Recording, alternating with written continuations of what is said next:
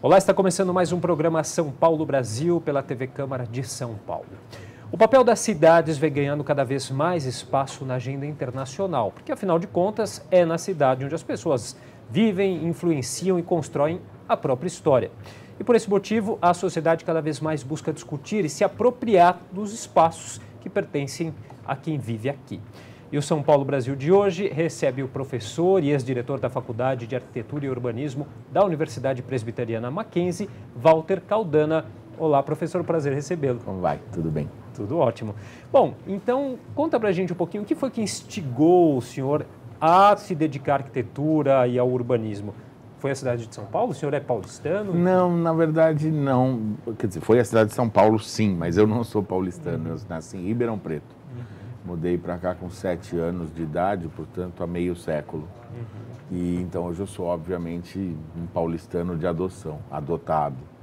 Mas o que me levou a fazer arquitetura num primeiro momento, porque isso a gente decide numa época, né, estranha da vida, que é a adolescência, foi a ideia de fazer projeto.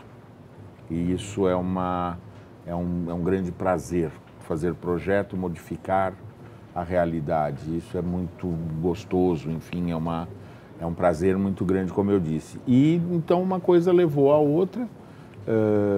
Já na juventude me agradava essa ideia de sair projetando coisas, carros fantasiosos e enfim.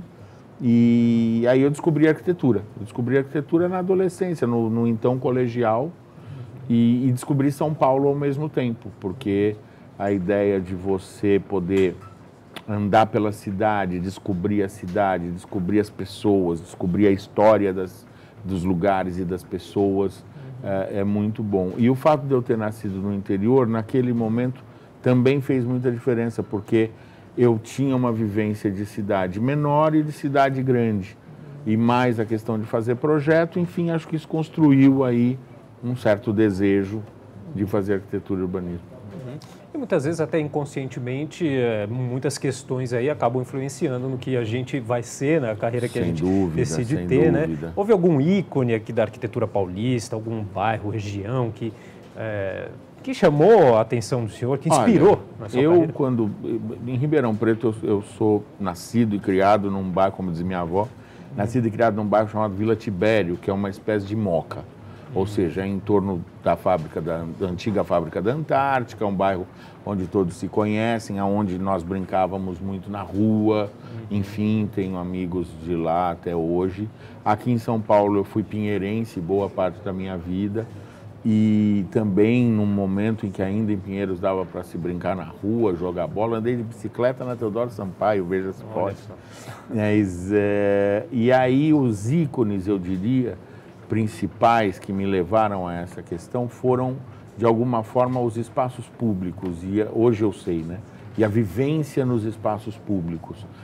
Fora algumas questões, como, por exemplo, a primeira vez que eu vi o Morumbi, foi absolutamente fascinante, o edifício Martinelli no centro, o MASP teve uma importância, em termos de imagem, teve uma importância muito grande para mim, porque meu pai me levou para ver a obra, enfim, logo que eu tinha mudado para São Paulo. Então isso tudo, claro, que foi compondo um certo desejo de quem sabe eu conseguiria fazer aquilo também. Essa questão da ocupação dos espaços públicos, né, professor? A gente vê aí, claro, isso se perdeu ao longo do tempo, mas a gente vê uma retomada das pessoas querendo se ocupar um pouco desses espaços. Como que o senhor vê essa questão? Olha, esse movimento, né, de reocupação, de resgate da cidade plena, né, ele é um movimento que é também um movimento de resgate da cidadania. Né, resgate da cidadania e construção de uma nova cidadania. Cidade e cidadania, não por outro motivo a palavra é derivada, né, andam juntas todo o tempo. Né? E isso hoje é uma das questões mais importantes no planeta, né? Da China ao Brasil, enfim, do Extremo Oriente ao Ocidente, a discussão da cidade, dessa nova ocupação da cidade, a cidade do século XXI, e como vai se exercitar, como vai se exercer a cidadania nessa nova cidade é o tema desse momento. Por quê? Porque nós estamos vivendo uma transição, né? Nós estamos vivendo uma transição no modo de apropriação dos espaços. A sociedade está mudando a maneira como ela constrói cidade e a maneira como ela vive a cidade. Tem um ambiente que o senhor se sente mais feliz, assim, um local onde, claro, o quanto que o local, né, em que a gente se vive determina aí, ou pelo menos interfere na felicidade ou na qualidade de vida das pessoas? Olha, no meu caso, não é um só. Eu acho que está há 13 espaços onde eu me sinto extremamente bem. O primeiro deles é na rua. Eu acho a rua fascinante. Realmente eu acho a rua fascinante. A universidade, porque é um microcosmo, né? Então é um espaço, um ambiente de ensino, o contato com os estudantes, o cotidiano é sempre muito bom. E a minha prancheta, né? Porque essa ideia do fazer projeto é uma ideia que me persegue, a todos os meus colegas, a todo mundo que faz projeto, né? Essa necessidade de sempre estar fazendo um projetinho, mexendo aqui e acolá. Então eu diria que são esses 3 espaços. Agora, com relação ao espaço público, a rua, o sistema de transporte é muito fascinante também. Ônibus, metrô, a rua é muito fascinante. Para mim, a rua é seguramente o espaço privilegiado que a gente conseguiu construir ao longo dos séculos. Mas esse sistema de transporte poderia ser até muito mais fascinante, né, Não, professor? sem dúvida ele poderia ser mais confortável, ele poderia ser mais eficiente.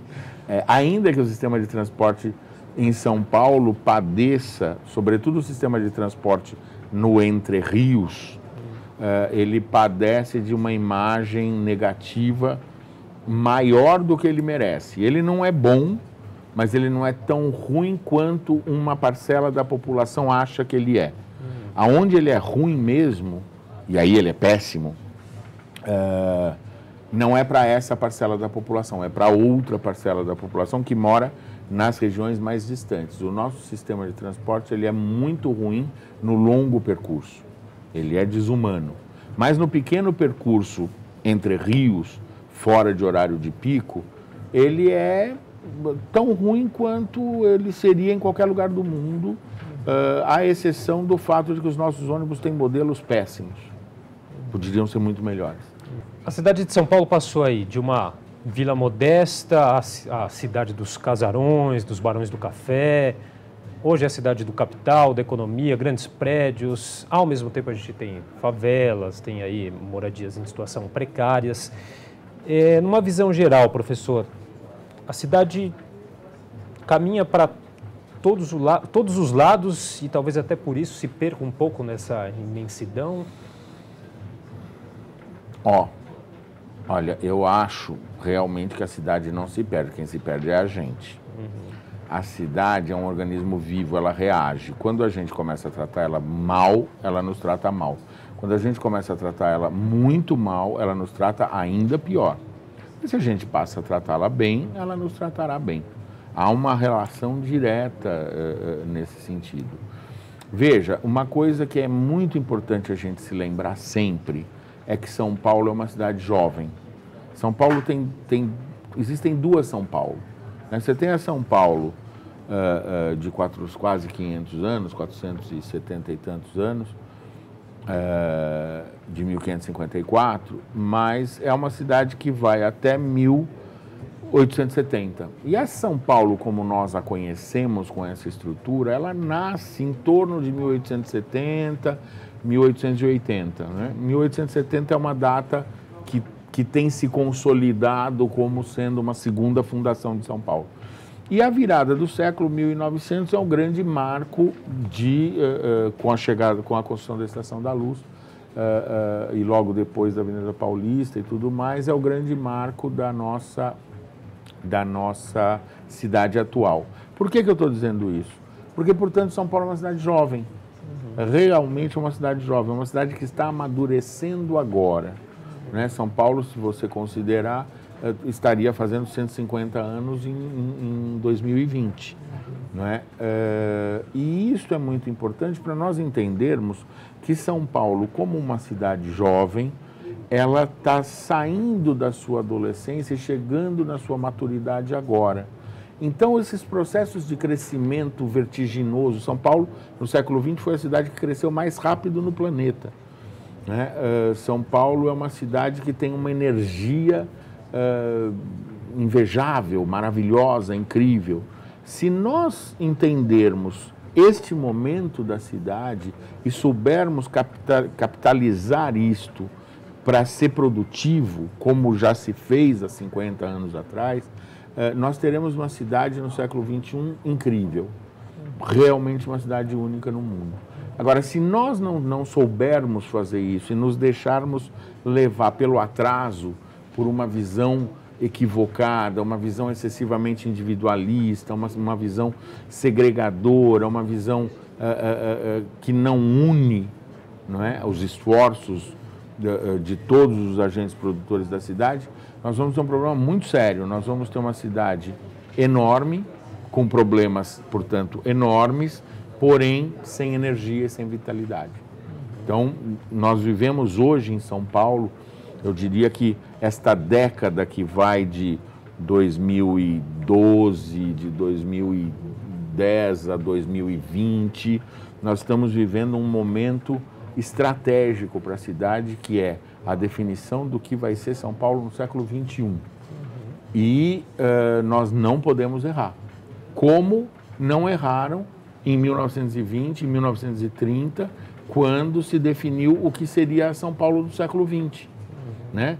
Ali o que você teve? Você teve coragem, você teve empreendedorismo, você teve projeto, você teve planejamento, apesar de dizerem que não, e você teve, acima de tudo, espírito público. Vontade política e espírito público. Então não adianta olhar para trás e falar, não deviam ter feito isto ou aquilo. Não, a cidade foi construída, nós vivemos nela. Ela é importantíssima.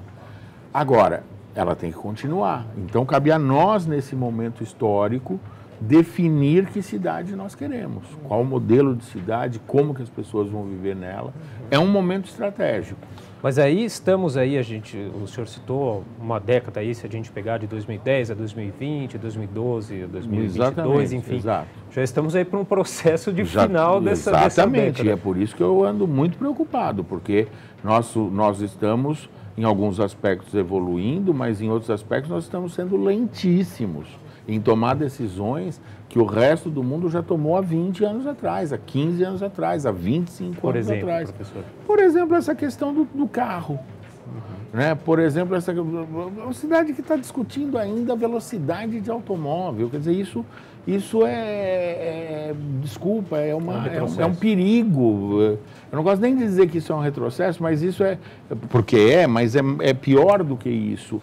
É o fato de ainda haver uma parcela significativa da sociedade que não compreende que o carro e a velocidade do carro são determinantes para a construção da qualidade de vida deles mesmos, de todos nós, é que é grave, né? Ou seja, há determinadas questões que dependem de uma compreensão da sociedade como um todo, que inclusive vai exigir do poder público e dos agentes produtores da cidade soluções e encaminhamentos, né? A questão da mobilidade, a questão da habitação, ou seja, nós ainda trabalhamos com conceitos, às vezes, que já estão superados há muito tempo. Eu costumo dizer que nós tivemos um apagão urbanístico em São Paulo. A partir de meados da década de 70, com as duas crises do petróleo, né, 73 e 78, as grandes cidades do mundo, elas perceberam que tinham que mudar o seu modelo de desenvolvimento. E vieram mudando o seu modelo de desenvolvimento ao longo de 40 anos, paulatinamente. Paris, Londres, Nova York, Tóquio, Berlim, ou seja, as cidades, Los Angeles inclusive, as cidades compatíveis com São Paulo, em termos de importância e de tamanho. Quando você vai mudando isso ao longo do tempo, é menos perceptível. O que aconteceu em São Paulo, porque eu chamo de apagão urbanístico? Porque nós ficamos de 72 a 2002, nós não mudamos o nosso modelo de desenvolvimento e de construção da cidade. Isso nos colocou em colapso. Agora tem que mudar tudo de uma vez. E a hora que você tem que mudar tudo de uma vez, o grau de incomodidade que as mudanças geram é enorme. Veja, enquanto em Londres, ou Paris, ou Nova York, cidades compatíveis com São Paulo, você teve 3 gerações de mudança comportamental, por exemplo, com relação ao carro, né? Hoje, os jovens não querem mais carro.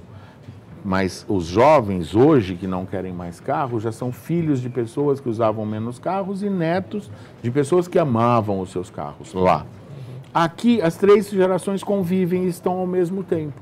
Então, você tem uma parcela da população jovem que hoje não tem mais o fetiche do automóvel, mas o pai e o avô ainda estão na cidade e dependem vitalmente do automóvel. Sim.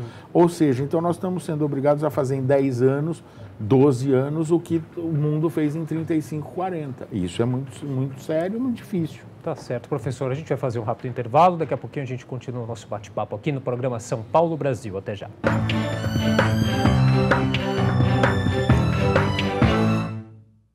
Olá, estamos de volta com o programa São Paulo Brasil pela TV Câmara de São Paulo, que hoje recebe o professor e ex-diretor da Faculdade de Arquitetura e Urbanismo da Universidade Presbiteriana Mackenzie, Walter Caldana. Professor, vamos falar um pouquinho agora dessa questão da moradia popular, da habitação, que ganhou destaque aí na mídia após o desabamento do prédio ali no Largo do Paissandu. A gente sabe também que não é um problema de hoje. Como que o senhor analisa essa questão em que tem tantas questões dentro do mesmo assunto? Como você disse, né? É uma questão que tem muitas questões dentro da mesma. Mas algumas coisas me parecem importantes nós termos claro. Primeira delas, né? Eu gosto de dizer que nós nos habituamos a falar habitação de interesse social, e isso hoje vem com uma carga pesada, né, de significados. E eu gosto muito de transformar esse nome HIS para habitação de interesse da sociedade. Por quê? Porque nós precisamos fazer um processo de autoconvencimento de que as políticas públicas para habitação não existem para atender quem não tem acesso à moradia. Elas existem para atender a sociedade como um todo. Porque na medida em que você consegue prover moradia, você consegue prover habitação, a cidade como um todo funciona melhor. E se a cidade funciona melhor, todos nós vivemos melhor. Eu tenho feito uma má comparação, quer dizer o seguinte: a política pública de segurança não é feita para quem foi assaltado, é feita para que nós tenhamos segurança e qualidade de vida. Trabalhos preventivos, digamos assim. Inclusive, não apenas preventivos, mas também preventivos, né? E proativos. A política pública de saúde não é feita para quem está doente apenas, né? Ela é feita para que haja saúde. A habitação é a mesma coisa, né? A política pública de habitação, ela tem que criar condições de vida adequada para a cidade como um todo. Claro, qual é a distorção maior? O fato de que tem gente que não mora. Bom, então a política pública vai priorizar essa questão para quê? Para, ao elevar a qualidade aqui, elevar a qualidade média. Isso é muito importante, porque na medida em que nós partamos desta compreensão, nós vamos perceber que instrumentos que já existem e são mal utilizados, ou pouco utilizados, ou não utilizados, como a cota de solidariedade, como a cota parte, como os direitos de preempção, o IPTU progressivo, eles são fundamentais para quê? Para prover habitação para quem não tem, mas para melhorar a nossa qualidade de vida que temos habitação, né? De quem tem habitação. É um jogo de reequilíbrio. A cidade tem que ser equilibrada, essa é a palavra-chave.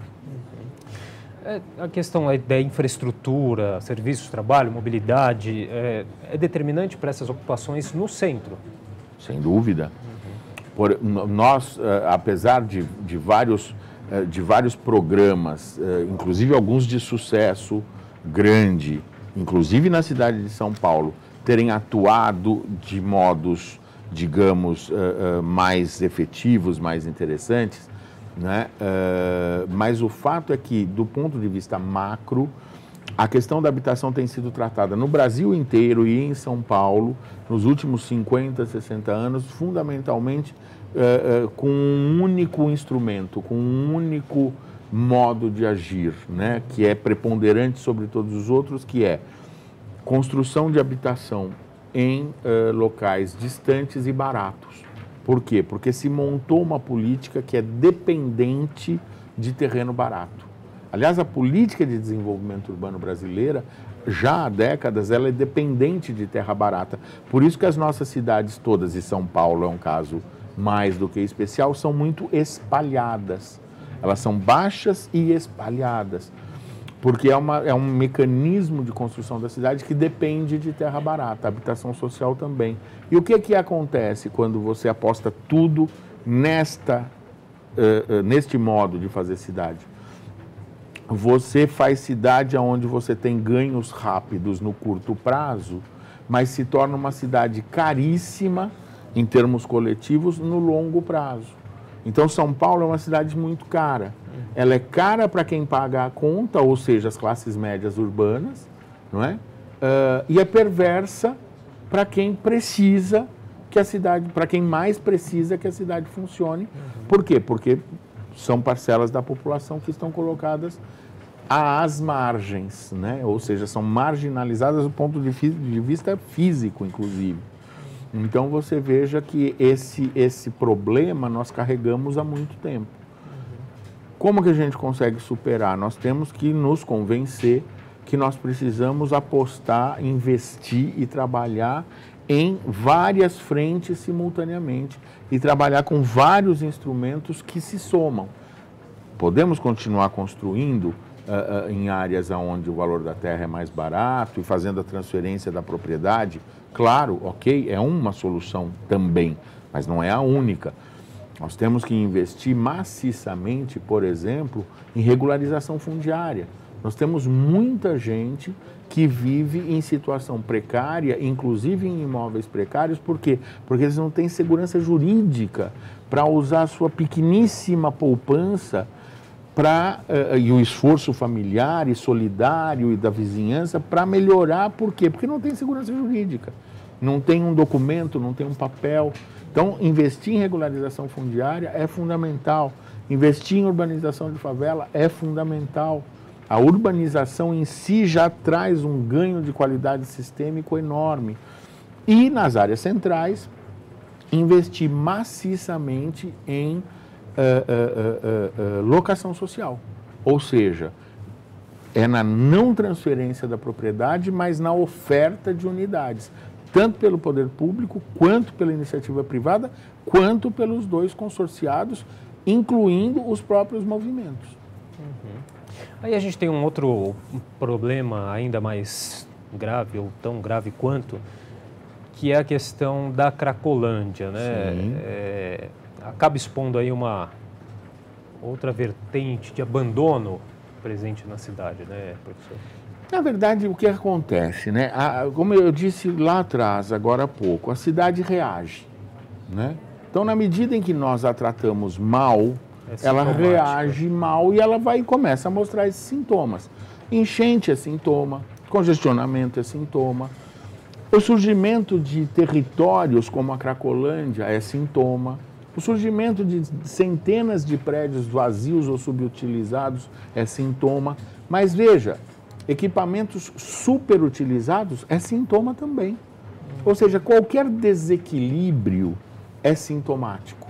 É sintomático de quê? De que não se está trabalhando o sistema urbano de uma maneira adequada. Então começa a pipocar problema. Quando você começa a trabalhar de uma maneira muito inadequada, esses problemas vão ficando cada vez maiores. É a questão, por exemplo, da ocupação de áreas de risco, áreas de encosta, lugares que inundam. É o problema onde você passa a ter problemas de transporte, movimentos pendulares inaceitáveis hoje em dia e que há tempos já deveria ter sido verificado. É o problema de fazer casa onde não tem emprego e renda. Ao contrário, você tem que descentralizar a cidade, isso é fundamental, descentralizar emprego e renda. Então, quando eu disse agora há pouco que nós estamos hoje definindo o que vai ser São Paulo do século XXI e que eu estou preocupado porque a janela de oportunidade de decisão está passando e algumas coisas ainda não são operacionalizadas, eu estou me referindo a essas questões. Por exemplo, São Paulo precisa ser descentralizada do ponto de vista administrativo e orçamentário. São Paulo é uma cidade que nasceu polinucleada, ela nasceu de vários centros, não é uma sementinha que cresceu, são várias sementinhas que cresceram e se juntaram. Em compensação, historicamente, nós temos uma administração ultra centralizada, que não dá mais conta da cidade. Então, as subprefeituras, subregionais, prefeituras regionais, não interessa o nome. Interessa que elas têm que ter o Conselho Participativo Deliberativo e elas têm que poder realizar o orçamento, uma parcela dele. Porque é lá que está o problema e é lá que está a solução, né? E nós estamos demorando para fazer essas coisas. Então, isso realmente causa uma certa aflição. A gente está demorando para entender que a habitação é para todos, é para melhorar a vida de todos, que a mobilidade é para melhorar a vida de todos, não para quem anda de ônibus ou de metrô, e assim sucessivamente. Tá certo, professor. Vamos fazer mais um rápido intervalo. Daqui a pouco a gente volta com o programa São Paulo Brasil.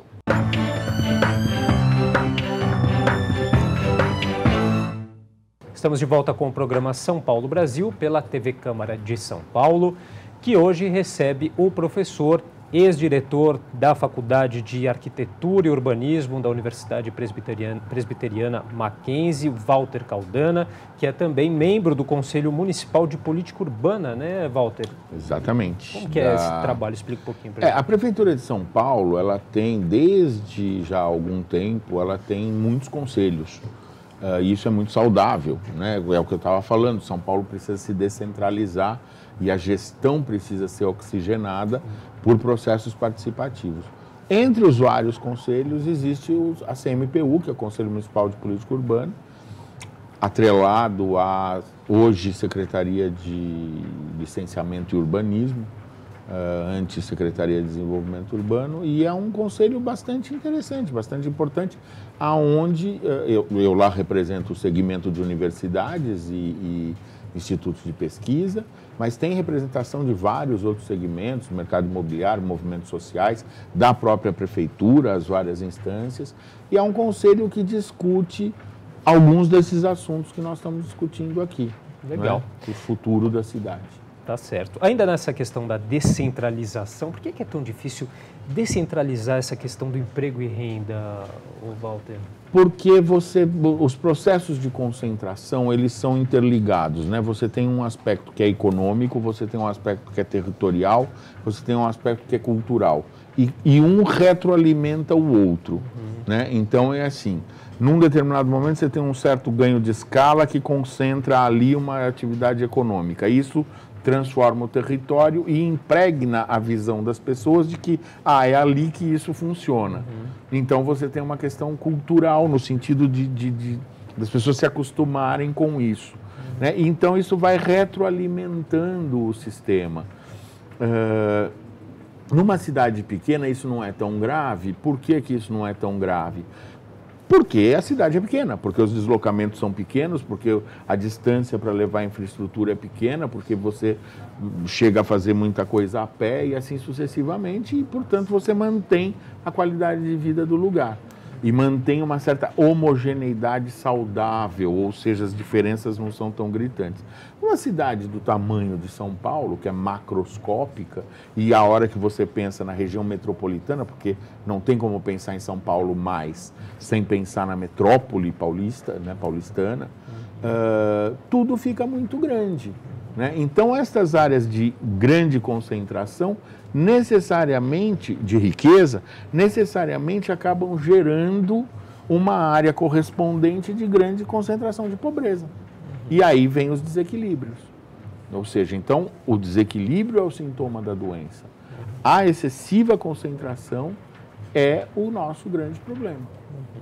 Agora, ainda na questão da habitação, expulsar camadas sociais pobres do centro para a periferia traz outros problemas. traz problemas enormes. Traz problemas, é um grande equívoco que os maiores países do mundo já conhecem. Existe um palavrão que define isso, que é mais recente, chamado gentrificação. Sim. Mas é isso, é expulsão mesmo, né? É a troca, é a melhoria do território, é a melhoria do ambiente urbano, é a melhoria da cidade, trocando a população. Quer dizer, então, na verdade, você não está melhorando efetivamente, né? Então, é interessante isso, porque nós ainda estamos confundindo as duas coisas. O processo de gentrificação, quando você faz intervenções urbanas bem projetadas, ainda assim ele é inexorável. Ok. Por que ele é inexorável? Porque na medida em que você faz maciços investimentos públicos e privados, ou privados concentrados, é claro que há uma natural elevação do preço da terra.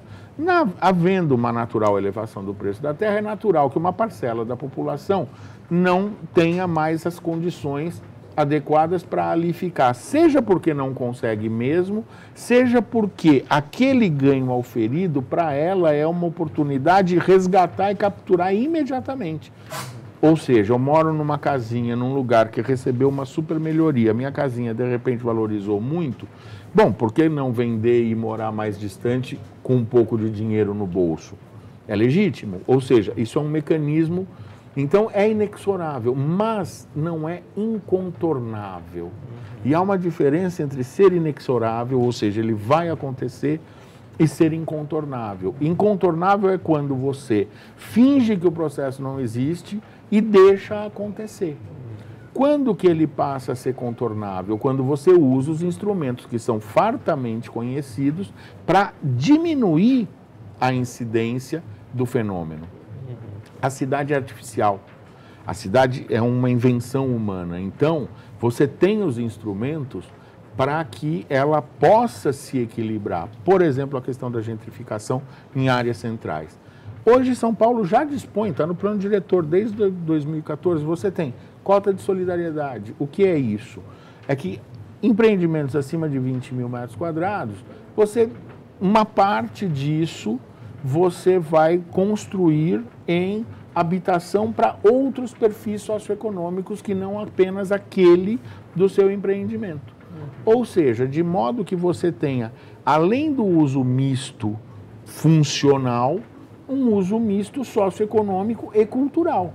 Por quê? Porque a cidade vive da mixidade, ela vive da mistura. A grande energia da cidade vem da mistura, vem da troca. Não é? Se você faz uma cidade muito segregada, ela troca menos. E na medida que ela troca menos, ela perde energia, que é o risco que São Paulo está correndo hoje, perder energia. Não é? Então, como que você controla a gentrificação? Por exemplo, com a cota de solidariedade. É um instrumento bastante efetivo. Por exemplo, com a locação social. Na medida em que você tem a valorização do lugar, você tem o Estado e a iniciativa privada oferecendo unidades a custos variados, inclusive baixíssimos, de modo que você consiga ter uma mixidade, uma diversidade naquele território que evita ou minora o fenômeno da gentrificação, ou seja, contorna. Ele sempre existirá, ele é inexorável, ele é parte integrante do processo, porém, ele não é incontornável. E, para completar, nós temos que entender que esses mecanismos ditos socializantes, eles são mecanismos usados desde o fim da Segunda Guerra em cidades como Nova York, em cidades como em Londres, isso é usado desde o fim do século XIX, para você ter uma ideia. Usado em Nova York, usado em Paris, e que nós ainda estamos sentindo uma certa resistência, às vezes do Poder Legislativo, aqui onde estamos, às vezes do Executivo, às vezes da sociedade de modo geral. A gente ainda sente uma certa resistência, por exemplo, à aplicação desse instrumento. É compreensível a resistência, porque você sai da sua zona de conforto.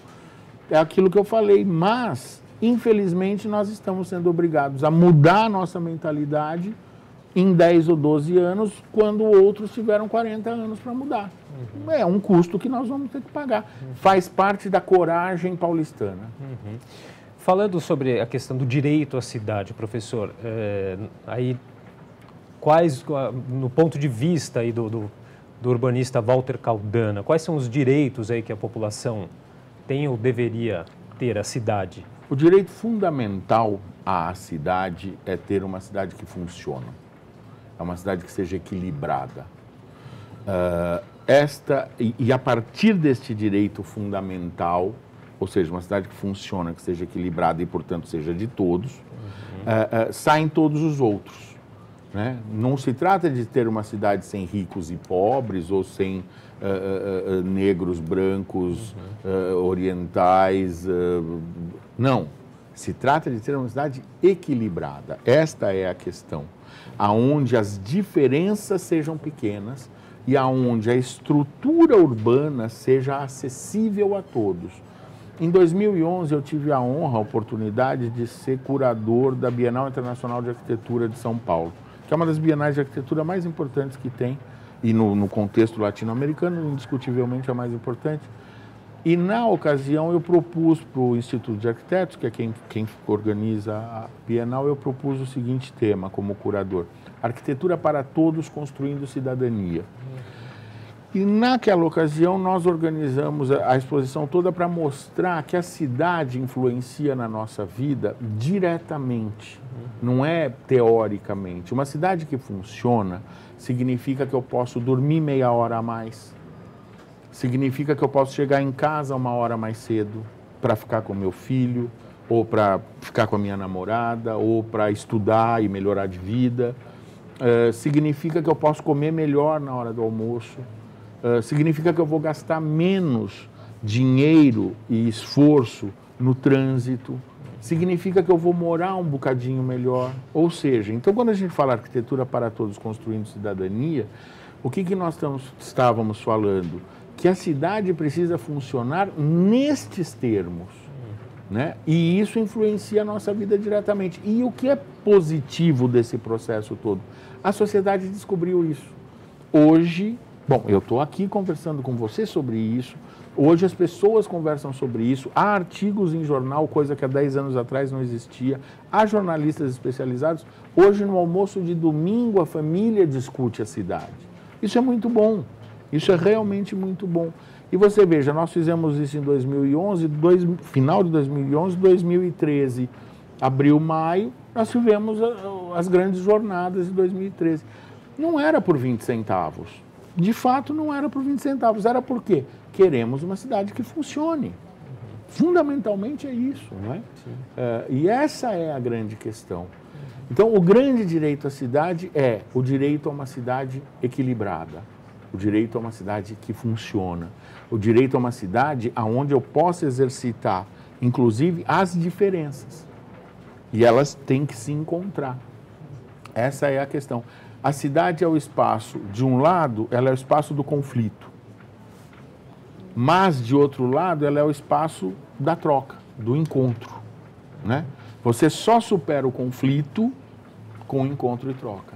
É por isso que a cidade é tão fascinante e é por isso que a gente tem que ficar cada vez mais atento à cidade. Tá certo. Bom, a gente vai fazer mais um rápido intervalo. Daqui a pouco a gente volta para o último bloco do programa São Paulo Brasil.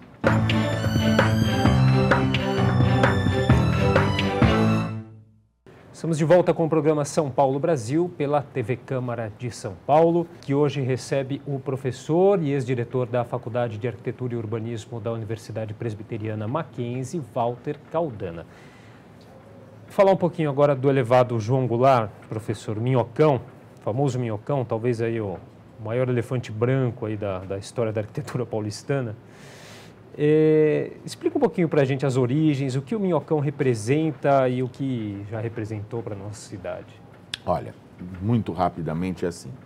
A partir de 1870, na virada do século, São Paulo foi crescendo, foi se tornando a cidade que nós temos hoje e, num determinado momento, nós tivemos um prefeito chamado Prestes Maia que fez um plano de expansão da cidade, fingindo que São Paulo era uma cidade que tinha um centro redondo, de onde saíam várias avenidas, ou seja, a cidade dita radioconcêntrica.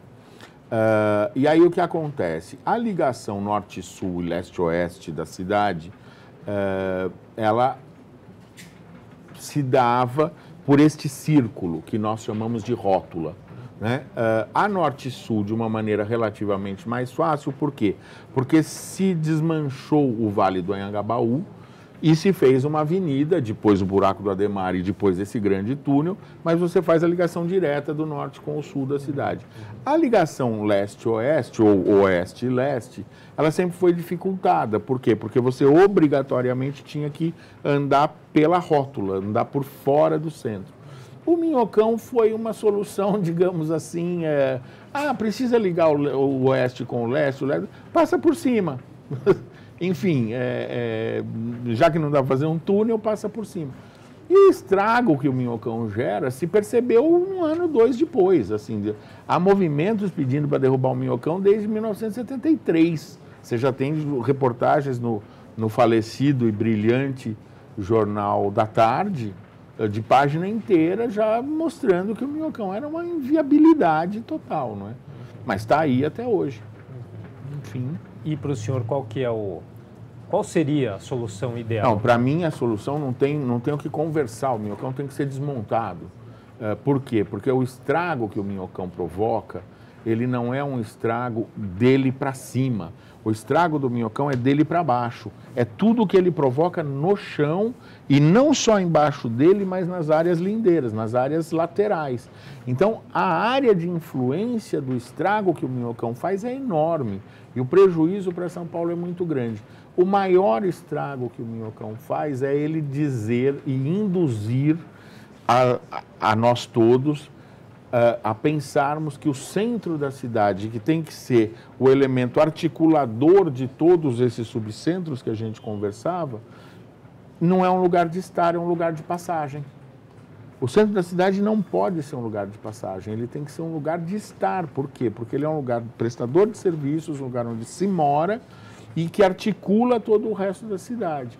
E nós temos 2 elementos que diariamente insistem em nos dizer que o centro de São Paulo é um lugar de passagem, que são o Minhocão e os grandes terminais de ônibus, que é outro equívoco crasso, manter terminais de ônibus, mega terminais de ônibus, no centro de São Paulo. Ônibus não é para ficar parado, ônibus é para andar. Então, os ônibus têm que atravessar o centro, eles não têm que parar no centro. Terminais como o Princesa Isabel, terminais como o Correios, terminais como o da Praça da Bandeira, são equívocos enormes. Agora, não dá para tirar o terminal do dia para a noite, claro.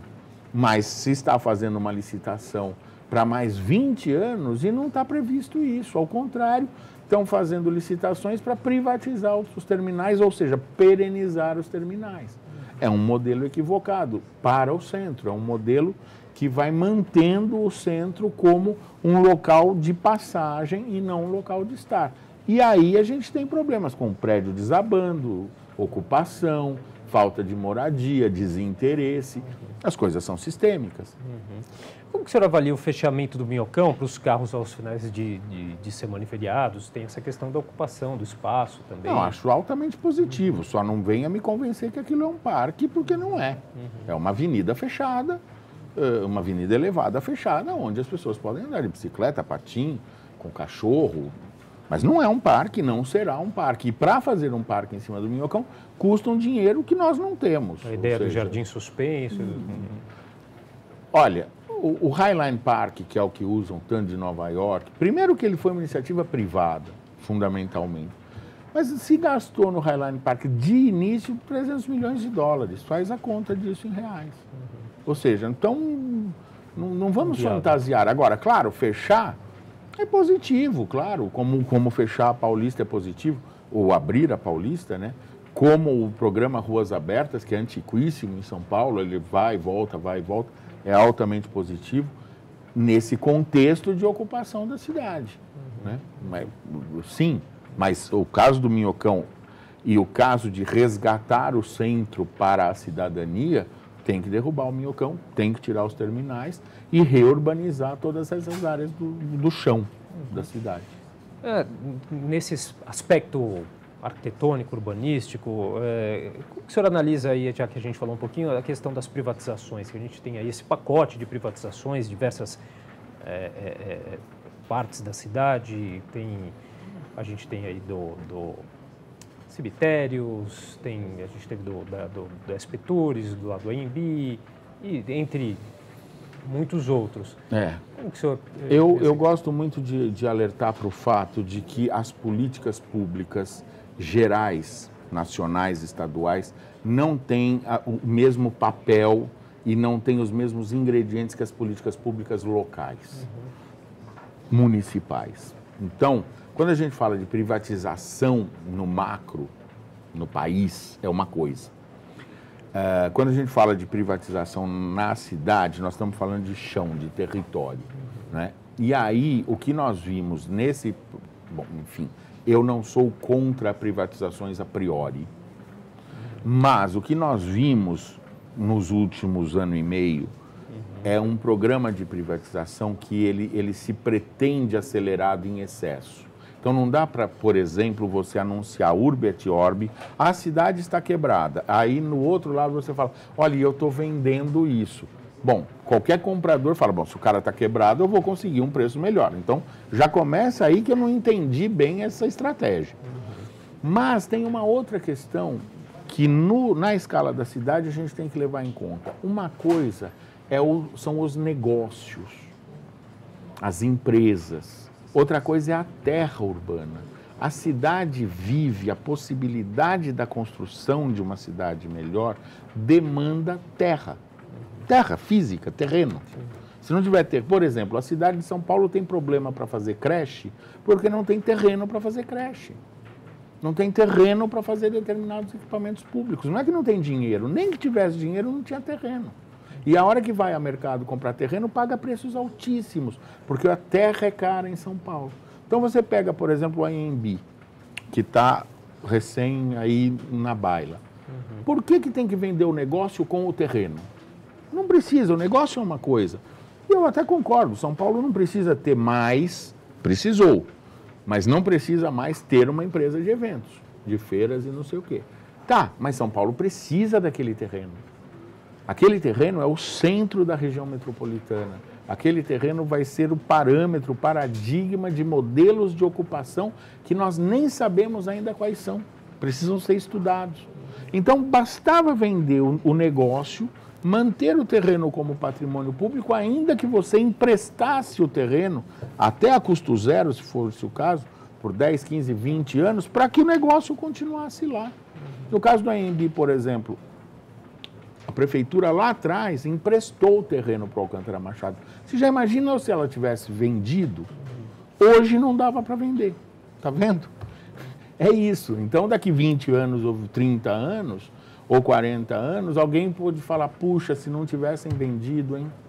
A favela de Paraisópolis, né, é um caso típico aí de autonomia local, né? Bela experiência. Foi criado banco, moeda local. Como que o senhor vê essa questão de... São manifestações da necessidade hoje, não é nem mais oportunidade, é a necessidade da descentralização e da participação. Nós temos que ter processos de projeto, de qualificação de projeto, de construção da cidade, que sejam participativos, né? A força de São Paulo vem daí, vem da capilaridade e da participação. São Paulo é uma cidade que foi construída pelo pequeno capital, pela pequena poupança, pelo pequeno empreendedor, de uma maneira solidária. Bairros como Vila Mariana, Pinheiros, Moema também, ou seja, Aclimação, Cambuci, toda a segunda cintura de São Paulo, ela foi feita com este labor, inclusive com parcerias público-privadas, por assim dizer, na medida em que o capital pulverizado de pequeno porte atuou fortemente. No momento em que você vai financeirizando a cidade, ou seja, no momento em que você vai colocando a cidade, a possibilidade de fazer a cidade só para o grande capital, o grande empreendimento, a grande parceria, você estrangula uma das características mais fortes de São Paulo,